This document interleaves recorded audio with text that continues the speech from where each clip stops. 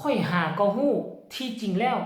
ช่อง YouTube นกพงศกรและน้องอาอายถูกคนอื่นแฮกไปสมพอดอกบ่เห็นเคลื่อนไหวอยู่ทาง YouTube กราบทักทายสบายดี FC ทุกคน FC ทุกท่านมันเกิดอีหยังขึ้นเกี่ยวกับช่อง YouTube ของพอนกพงศกรและก็ของน้องอาอายเนาะทักทายกันในคลิปนี้ก็เป็นเรื่องที่อ่าค่อยหาก็ฮู้เป็นครั้งแรกคนอื่นอาจจะฮู้มาก่อนหน้านี้แล้วหรือว่าช่อง YouTube ถูกแฮกไปก่อนหน้าที่เจเบาลาวจะ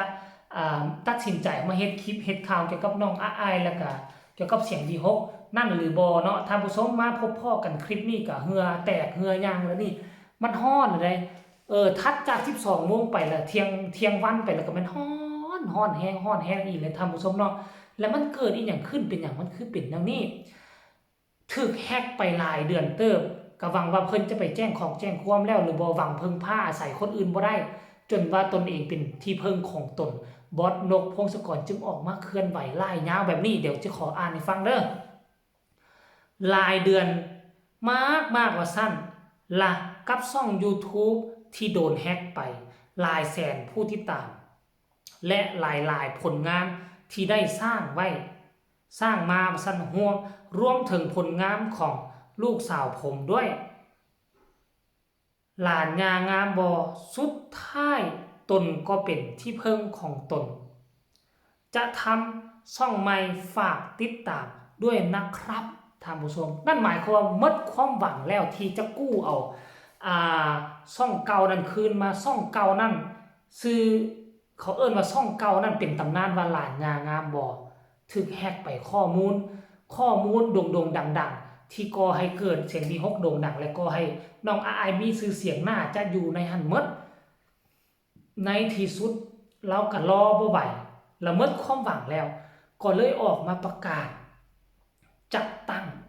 ช่อง YouTube ใหม่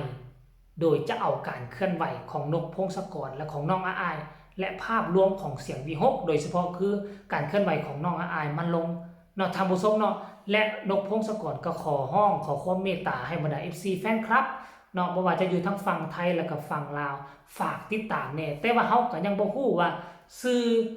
ของ YouTube ของเราจะใส่ชื่อว่าจังไดต้องให้ติดตามเจเบาลาวไว้ถ้าหากว่ามีข้อมูลข่าวสารออกมาชัดเจนแล้วเจเบาลาวก็จะได้ออกมาเฮ็ดอีกเทื่อนึงเพื่อบอกชื่อช่องให้มันถูกต้องที่สุดเพื่อให้ทุกคนไปติดตามให้มันถูกคนอย่าสู้ไปหลงกลพวกที่แอบอ้างพวกที่ก๊อปปี้พวกที่มักดึงเอาของผู้อื่นมา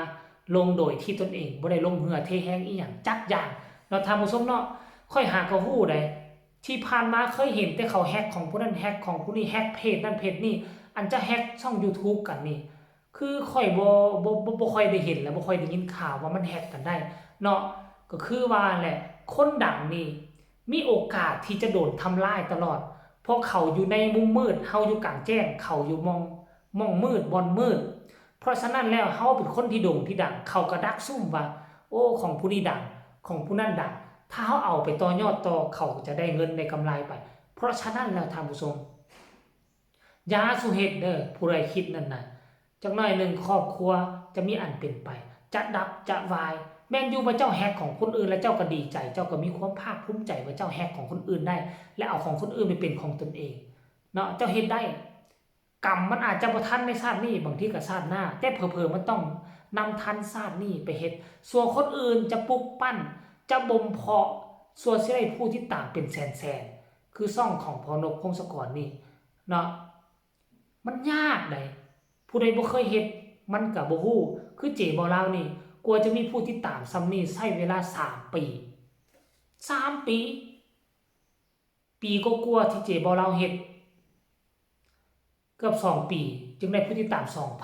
2,000 และมาปัจจุบันนี่เจบ่ลาวก็คิดว่าเจเดินถึงทางแล้วเนาะก็ต้องขอบอกขอบคุณเนาะขอบุญขอบคุณขอบใจพี่น้องทั้งฝั่งไทยพี่น้องทั้งฝั่งลาวโดยเฉพาะที่คอหมอลำต่างๆที่คอยสนับสนุนและมากดไลค์กดแชร์ให้ท่านผู้ชมเนาะก็ถ้าหากกรณีว่าเราเปิดช่องมาแท้ๆเจบ่ลาวแล้วจะเป็นผู้หนึ่งที่จะไปกดติดตามให้เราอย่างรีบด่วนและจะเฮ็ดข่าวเป่าประกาศให้บรรดา FC แฟนคลับปัจจุบันนี้เนาะสามารถส้มน้องอาอายอยู่กับช่อง YouTube ส่วนตัวของพ่อและก็ของน้อง เองเลยมันจะได้รับข้อมูลข่าวสารอันที่ถูกต้องและเจบ่เล่าก็น่าจะได้ข้อมูลข่าวสาร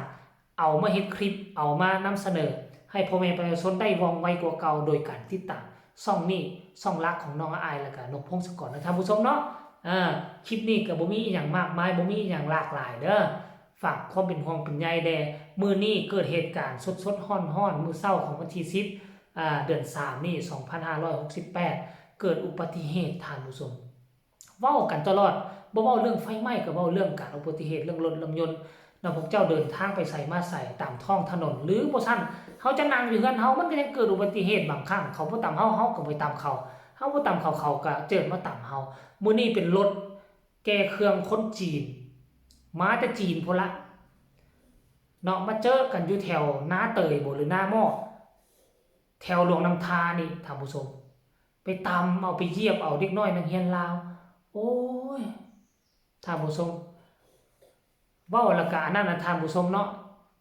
ขอให้ทุกคนปลอดภัยกันแล้วกันแล้วก็ฝากฝังมานำ FC ของพวกเฮา FC ของเจบ่ลาว FC น้องอายมีสติระวังตัวเนาะเหตุให้นี่มันแขนคอทุกบาดยางเพราะฉะนั้นแล้วเขาบ่เฮ็ดหยังให้เฮาเฮาบ่เฮ็ดหยังให้เขาก็สิมาเฮ็ดหยังให้เฮามันกลับไปกลับมาเรื่องนี้น่ะเนาะท่านผู้ชมเนาะเพราะฉะนั้นแล้วมีสติระมัดระวังตัวเฮ็ดอีหยังก็ให้มันสมมาพาควรเนาะแล้วก็ขอฝากฝังให้ FC ทุกท่านเนาะผู้ใดฮู้ข้อมูลเกี่ยวกับYouTube ของนกพงศกรถูกแฮ็กไปแต่เมื่อใดแต่เดือนใดเนาะแฮ็กได้จังได๋ก็ให้ทุกคนฝาก